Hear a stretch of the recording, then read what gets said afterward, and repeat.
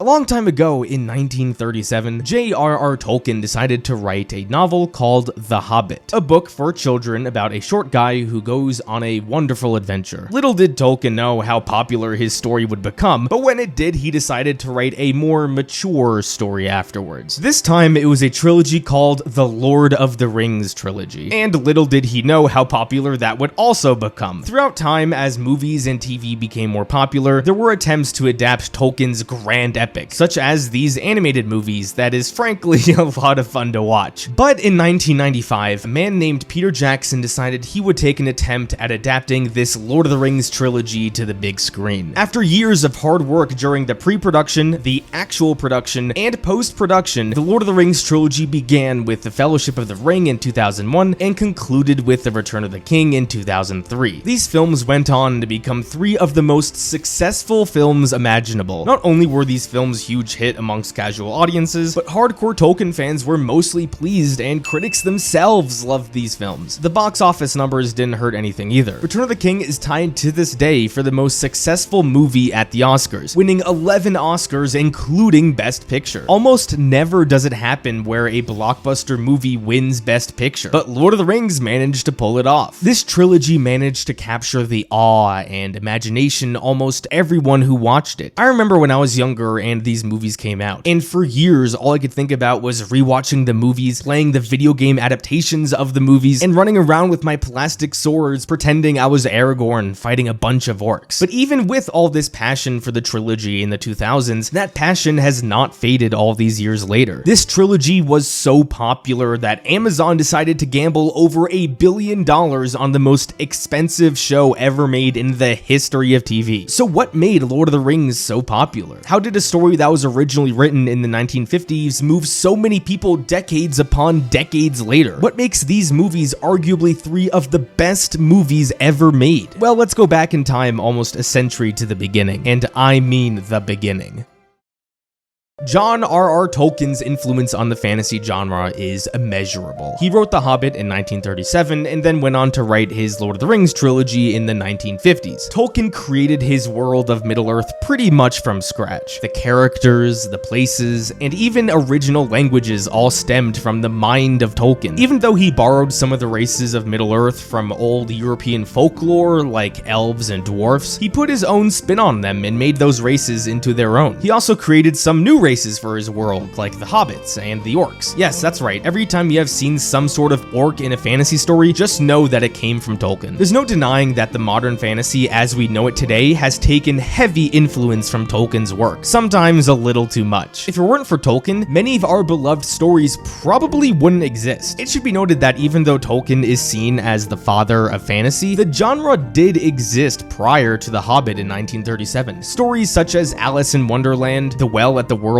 End, Time and the Gods, and The King of Elfland's Daughter are just some stories that had built their own realized fantasy worlds before Tolkien built his. But where Tolkien became the father of the fantasy genre was with how he pioneered the fantasy genre. Prior to his works with The Hobbit, fantasy stories were more about stories of escapism. Characters would begin their stories in the ordinary world of planet Earth and would somehow make a journey to a whole new world. The laws of physics and basic rules of reality didn't apply to these worlds. These worlds were, as the genre's name suggests, simple fantasy lands where anything was possible. They didn't have strict rules or maps or made-up languages. These fantasy lands weren't meant to be fully functioning worlds. They purely served as a means of taking the characters on a journey where they would become reformed by the time they returned to the real world. So in these fantasy stories, Earth and its rules still existed, and characters would begin and end their stories on Earth. But the world they journeyed to was truly a fantasy. Since these fantasy lands didn't have any strong world building or established rules and limitations, they were often seen as juvenile. Before Tolkien, the fantasy genre was directed towards children, with little room for adult interest. And this is where Tolkien revolutionized the genre. Middle-earth wasn't a world that a character entered and left by the end of the story. Middle-earth was the world of the story. Everything about Middle-earth in the story of The Hobbit was real. From the locations, the races, the gods, the religions, and the magic systems were all real in this story. This wasn't so much a fantasy land anymore as it was its own world. The term Tolkien used to describe Middle-earth was a secondary world because you could literally learn about its history and its cultures like it was a real place. And that is how Tolkien really revolutionized the genre. So if we were to dive deep into this new world of Middle-earth he created for The Hobbit, the influences on Tolkien's life are noticeably prevalent in these stories. There are two major influences on Tolkien's work: European inspiration and Catholic inspiration. Tolkien was an expert in Old English literature, and it is no secret that the poem Beowulf had an immense influence on Tolkien. Beowulf's dragon has striking similarities to the dragon in The Hobbit. Both dragons are ferocious, share a greed for gold, fly at night, and are rather old. Furthermore, the Shire is reminiscent of rural England, and Isengard is reminiscent of industrial England. The Shire is painted as this wonderful place of happiness. People work outside, they live on the farms, there's a strong sense of community, people go to taverns for fun. This is the ideal world that Tolkien loved, and that's why it's portrayed as such a wonderful place. Comparing that to Isengard, it's seen as a place of full-on construction, devoid of life, destructive to nature, and has no sense of community. This comparison between the Shire and Isengard exemplifies Tolkien's worldview of England at the time. The kingdoms of men such as Rohan and Gondor also have European influences. Rohan is from the Goths, Scandinavians, and the medieval Anglo-Saxons. The Anglo-Saxon influence is prevalent in the culture and the language of Rohan, while the Goth influence is seen with the Rohirrim's connection to horses. Gondor is inspired by the Eastern Roman Empire or the Byzantine Empire. The Celtic influence can be spotted with the Elvish language, with Tolkien comparing the two. These are just some examples of the European influence on Tolkien. Now, the other major influence is that of Catholicism. Tolkien himself has said that The Lord of the Rings is a fundamentally Catholic work. We see plenty of people throughout Lord of the Rings struggle with the temptation of the ring. It doesn't matter how good or evil you may be, all of them are victims to the temptation of the ring. We see with Gollum that he was once an ordinary hobbit, but once he comes into contact with the ring, he kills his best friend and cousin and slowly starts to lose his humanity over hundreds of years. He may have been gifted with a long life, but not a very fulfilling one. Even someone as good-hearted as Bilbo can become demonic at the thought of getting the ring. Boromir, someone who is a good and noble man, sees the ring and claims he can use that power to destroy Sauron. That's part of the ring's temptation. You can't use the power of the ring to destroy the power of the ring. And in the climax of the story, even someone like Frodo, who has been able to resist the temptation throughout the entire trilogy, gave into the power of the ring. Beyond the allegory of the ring, Tolkien also has three Christ figures illustrated in his story: Frodo, Gandalf, and Aragorn. Since I am no Catholic of my own, I'm gonna quote this article, The Catholic Origins of Lord of the Rings, which says it best. Link in the description below. Frodo is a Christ figure as the ring bearer. If the ring is seen as synonymous with sin, then bearing the ring is like carrying the burden of sin. Christ bore the burden of sin by carrying the cross. In other words, Frodo is a Christ figure by carrying the burden of sin as Christ carried the cross. Gandalf is seen as a Christ figure in his death, resurrection, and transfiguration. The wizard lays down his life for his friends at the Bridge of Khazad-dûm and is later resurrected as Gandalf the White. His transfiguration is evidenced in the part where his friends first see him in his resurrected form, but his garments are so white and dazzling that his friends are forced to cover their eyes, and Gandalf is forced to wear a gray cloak over the white. Aragorn is the third major Christ figure because he is the true king. He has the power to descend into the lands of the dead and to have the power over the dead themselves, to release the dead from their curse. Of course, this reminds us of Christ's descent into hell after his crucifixion to liberate the souls of the dead. So those are the three Christ figures in Lord of the Rings. The last Catholic influence I want to talk about is the destruction of nature. Tolkien was a major skeptic of industrialization and its effect on nature. As I mentioned earlier, the Shire is representative of the best of rural England. The elves are also a species that live in strong harmony with the forests. When Isengard is destroying the forest of Fangorn to build his army, the Ents are forced to take action. They don't want to get involved in the battles of men, but when their lands are threatened, they take action against Isengard. The Catholic and European influences on Lord of the Rings are not hidden. They are front and center. These influences are a big reason why the books were so beloved back then, and why the movies are so beloved now. And Peter Jackson and his team made a concerted effort to translate these influences into his films, which is an effort that must be commended. Speaking of Peter Jackson, let's jump forward in time some 40 to 50 years to the production of Lord of the Rings.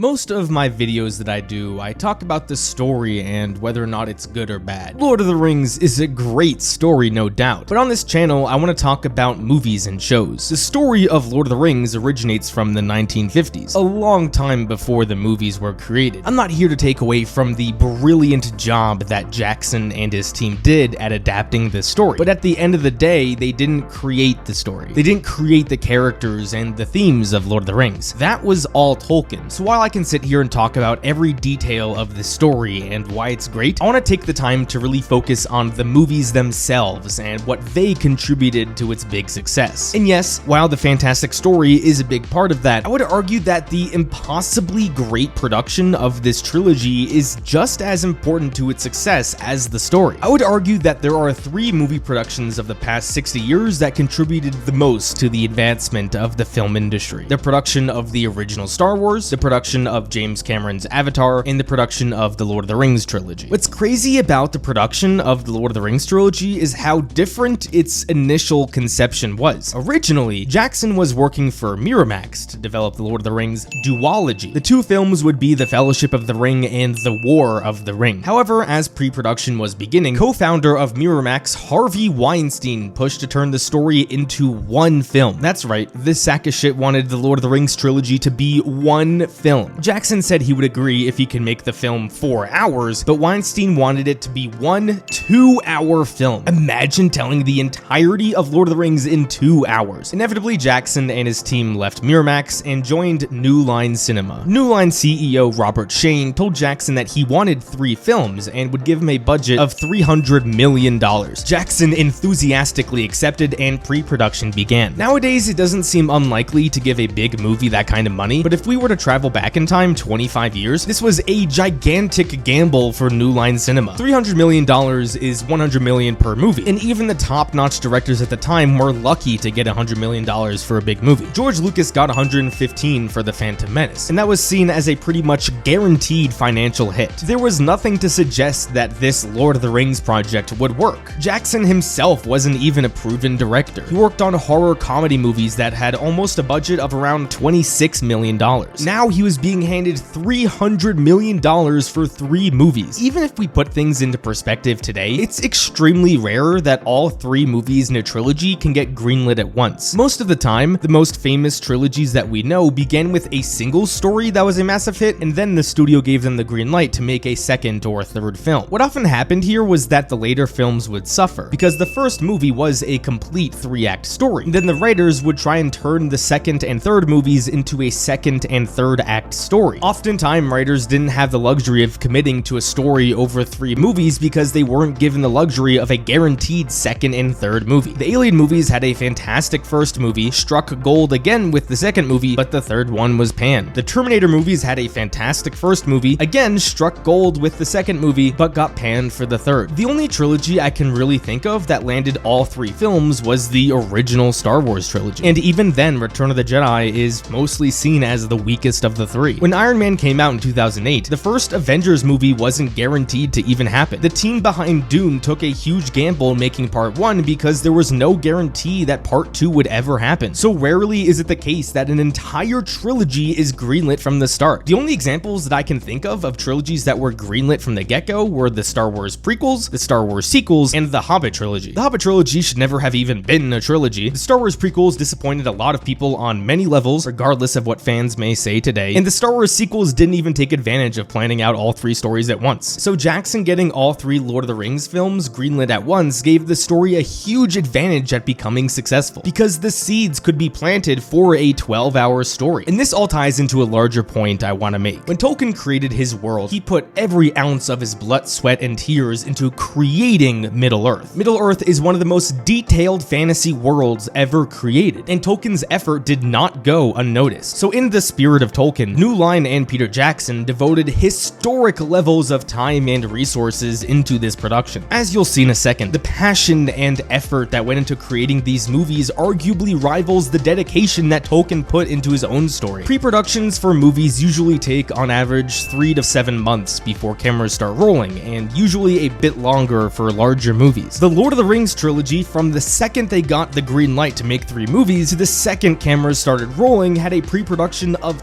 26 36 months. During this time, Jackson and his team had devoted countless hours to art design, workshops of sets and locations, and costume design. Art design for the trilogy began in August of 1997, where Jackson began storyboarding the movies. Jackson wanted a gritty realism to the story, often citing 1995's Braveheart as an example. It was imperative that the world of Middle-earth feel as real as possible, and that involved creating this gritty look that the films possess, and not the look that The Hobbit possesses. Jackson made it an effort to be as faithful to Tolkien as possible. Tolkien values the importance of nature in his stories, so that became of the utmost importance to Jackson's team. They decided to film the trilogy in New Zealand, mostly due to its beautiful lands that could capture the scope of Middle-earth. And while designing other locations for the trilogy, they wanted it to have the presence of nature too. Notable Tolkien illustrators Alan Lee and John Howe were brought onto the project, and they were responsible for designing Bag End, Helm's Deep, the Black Gate, the Balrog, Moria, Edoras, Minas Tirith, and many locations. Again, Jackson was committed to doing the extra work to make the world feel exactly like Tolkien's world. Moving on to what was created in the workshop for this trilogy, it is completely stunning. The Weta workshop, as they called it, had 5 major design elements: armor, weapons, prosthetics, creatures, and miniatures. John Howe was the supervisor on armor, and he and his team together made 48,000 pieces of armor. They forged hundreds of swords, around 10,000 arrows, 500 bows, and even some crossbows for the Uruk-hai. The dedication to the armor was so intense that 2 people had the job of linking together chainmail for an entire year. That is all they did, link chainmail for an entire year. When it came to prosthetics, the workshop created 1,800 orc bodysuits to go with 10,000 orc heads. One of my favorite nuggets of info from the pre-production was that 1,800 pairs of hobbit feet were created for the actors. No, they didn't just walk around barefoot. They actually wore these feet-looking shoes while filming. Apparently, the prosthetics for Gimli's nose were so complex that it took 4 hours every morning to get completely right. When it came to the weapons in Lord of the Rings, Jackson and his team had to take a lot of creative liberties, considering many of the weapons were never depicted in the books. The designers of the show went as far as to create new weapons for the story, such as Arwen's elvish sword Hadafang. Furthermore, over 19,000 costumes were made for the trilogy. Fun fact, Elijah Wood stated that this one orc from Return of the King was designed to resemble Harvey Weinstein. I just love that so much. I hope everything that I've explained in the past few minutes or so emphasizes how impressive the pre-production was and how much detail went into it. Right here, what I just spoke about is what I think contributed the most to the success of the trilogy. But it doesn't stop there. Not only was the pre-production incredibly long, but the actual production was insane. It usually takes around 3 to 4 months to shoot a single blockbuster movie, but the Lord of the Rings trilogy took together 438 days to film, which is around 15 months total, so around 5 months per movie. And that all happened back to back for 483 days straight. What should be praised about this production should be how clever Jackson's team was at creating certain shots. Yes, the CGI in these movies are revolutionary, but the tricks that went behind certain camera shots are far more impressive than that. It's no secret that Jackson loved to use forced perspective for certain shots, such as the moving table that Frodo and Gandalf sat at in the Fellowship. What's so genius about these kinds of effects is that they will never age. CGI will age over time, and some movies created 15 or more years ago no longer hold up in the 2020s. But practical effects like these will never age. I could be watching these movies in 40 years and they will still continue to amaze. But if I had to choose a single aspect of the production that impressed me the most, it would be the miniatures, or as Jackson called them, the bigatures. Of course, the production team didn't create an entire castle like Helm's Deep or Minas Tirith. That would be huge. But what they did do was create miniatures of the castles that were well larger than people themselves. Just look at this picture of Peter Jackson standing in this miniature of Helm's Deep. What this allowed the production team to do was put an immaculate amount of detail into these sets, so when they would be blended with scenes with real actors, not only would they blend beautifully, but it would add an extra richness to the world. These bigatures, as they called it, are what I think contributed the most to the realness of Middle-earth in these movies. And unfortunately, these bigatures are probably something we will never see again. The last part of the production that I want to discuss is the visual effects of the creatures. Yes, the effects behind creatures like the trolls or the Watcher in the Water or the Balrog are incredible, but the effort that went into creating Gollum is next level. If you want in-depth detail on how great of a job this team did with Gollum, then you should definitely watch this video. But originally, Gollum was supposed to be a completely CGI character, but when Andy Serkis played him in pre-production, the team was so impressed with his voice and his movements that they decided to go down the route of motion capture. Because George Lucas pretty much invented the concept of motion capture with Jar Jar Binks, Jackson was able to replicate that with with Gollum. That's right, if it weren't for Jar Jar Binks in The Phantom Menace, we would never have had Gollum in Lord of the Rings. I love phrasing it that way because it's so funny. But anyway, if you want to see more about the production of these films, the behind the scenes material that comes with the DVDs and Blu-rays of these movies are some of the best behind the scenes videos you will ever see. So 100% go watch those if you haven't already. I don't need to repeat myself any further here when talking about how impressive this production was. The effort that went into these movies is unmatched and should be applauded for the rest of time.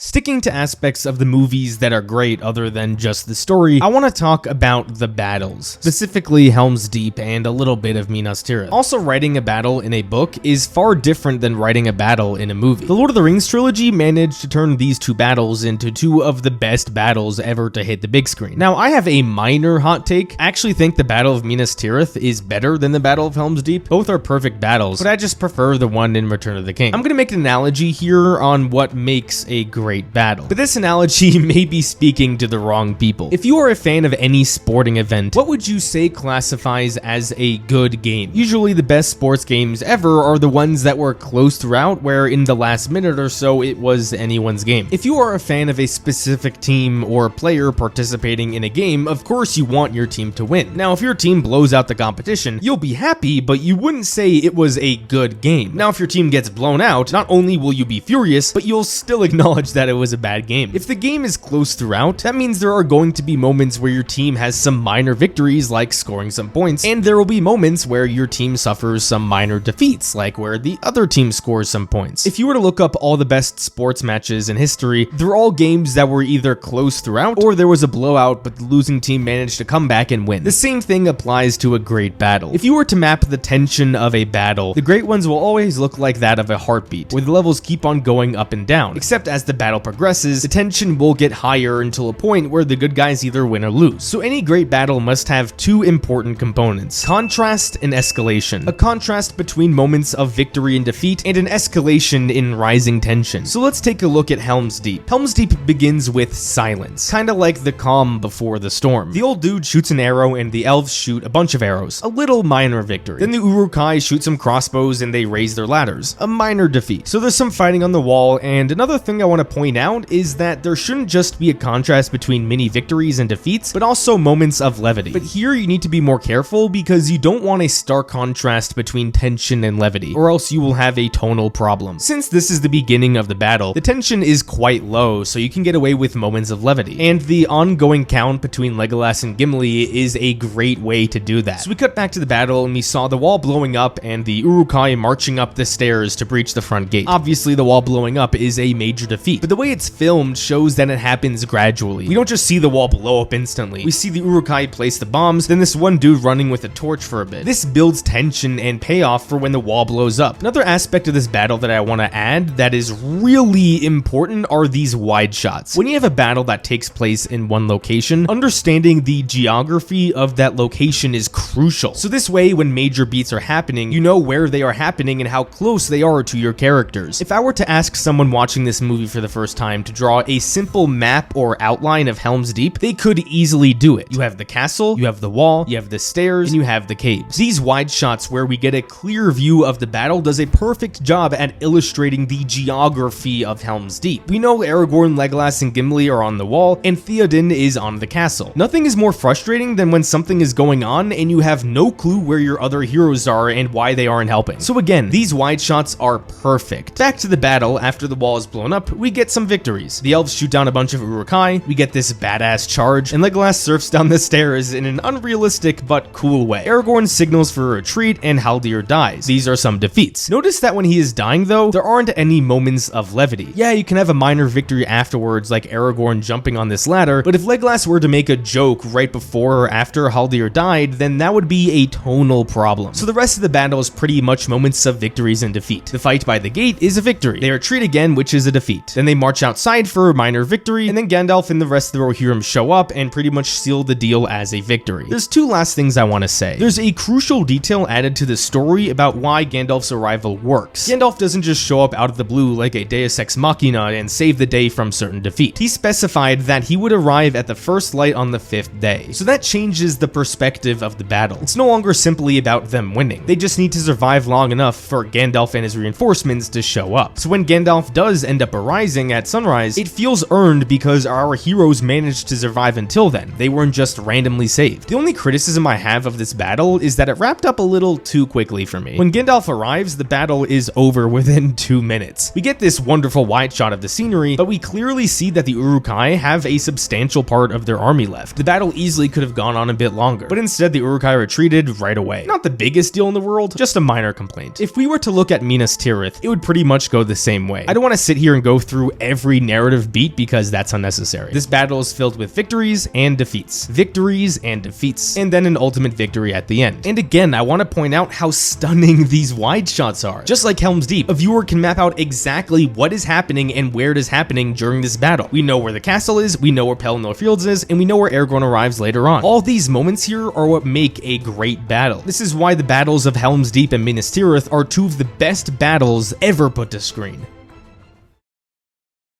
I know I said I wouldn't discuss this story that much, but one aspect that I do want to discuss is the ending, because this is a bit more specific to the movie. The only real criticism that The Return of the King seems to ever get is in regards to its ending. The common complaint is that the ending is too long and that it shows like 5 or 6 different endings before the movie actually ends. I, for one, completely disagree with this notion, and here's why. The reason some people argue that the ending is too long is because a little under 30 minutes pass from the moment the ring is destroyed to the final shot of Sam and his family. Since the destruction of the ring is the climax of the trilogy, having an extra 30 minutes of story continue on after that is a bit unnecessary. What people don't seem to realize is that the destruction of the ring is not the climax of the story, it's the climax of the plot. The plot is the external events of the narrative. The people of Middle-earth need to destroy the One Ring. That is the plot of Lord of the Rings. The story is the lessons that we learn from the characters themselves and their journeys. This is internal. Usually the climax of the plot and the story happen in close proximity to each other, like in Avengers Endgame when Tony kills Thanos. Killing Thanos is the climax of the plot because that's what they've been trying to do for so long. But the climax of the story is Tony sacrificing himself, because he began the MCU as someone who was selfish, and now he's committed to the most selfless act possible. The plot and story both climaxed the moment Tony snapped his fingers. In Lord of the Rings, the climax of the plot is when the ring is destroyed, but the story of Lord of the Rings is about how the ring affects our characters. If Frodo actively destroyed the ring, then that would be the climax of the story because he would have overcome any temptation. But that's not what happened. Frodo failed to destroy the ring and gave into its power. He's frankly lucky that Gollum was there to fight for the ring, because if he wasn't, Sam probably wouldn't have killed Frodo and then Frodo would have just walked away, just like Isildur had. After the ring is destroyed, every time we see Frodo, he is troubled because he knows he failed and he knows he ended up giving into its temptation. Frankly, Frodo probably pondered suicide here when he was on the edge of the cliff, only for Sam to convince him otherwise. When they're outside Mount Doom, there's a moment of relief for Frodo, but also a moment of shame. When Frodo's in bed, he's ecstatic to see everyone, but once Sam shows up, he frowns, not because he hates Sam, but because it's a reminder of his failure. Frodo suffered some deep emotional trauma in his journey to destroy the One Ring, and it haunts him through all these different endings. When everyone bows to Frodo and the other hobbits at Minas Tirith, Frodo doesn't smile because he doesn't feel worthy of that praise. When he talks to Sam in his home, he still looks visibly ill and haunted at what happened. At Sam's wedding, he smiles briefly, but the shot ends with him frowning again. Even during Frodo's final goodbye, he looks like someone who is suffering. But once Frodo steps on board the ship that is leaving for the Undying Lands, he smiles. This moment here where Frodo smiles is the climax of the story. Frodo is able to find inner peace with what happened to him on Mount Doom. The reason I appreciate this ending so much is because Peter Jackson and the writers have a fundamental understanding of the most important parts of Lord of the Rings. With any narrative of any kind, the story is always more important than the plot. The plot is there to serve the story, and weaker movies are where the reverse is true. When the ring is destroyed, we feel an overwhelming sense of relief, but we aren't emotionally moved by that event. A moment like Sam carrying Frodo is a far more emotionally powerful scene because it's all story. Sam's determination to help his friend is something we all admire and appreciate, and it's arguably the best moment in the trilogy. Frodo's final goodbye to his friends is an emotional moment because not only do we know this is the last time they will see Frodo, but we're happy he found inner peace after struggling for so long. In any story really, the moments that are more likely to make you cry or be emotional in any way are moments that are story focused and not necessarily plot focused. Peter Jackson understands this and made the right call with the ending. Could it have been shorter? Maybe, but those are my 2 cents on why this ending is perfect.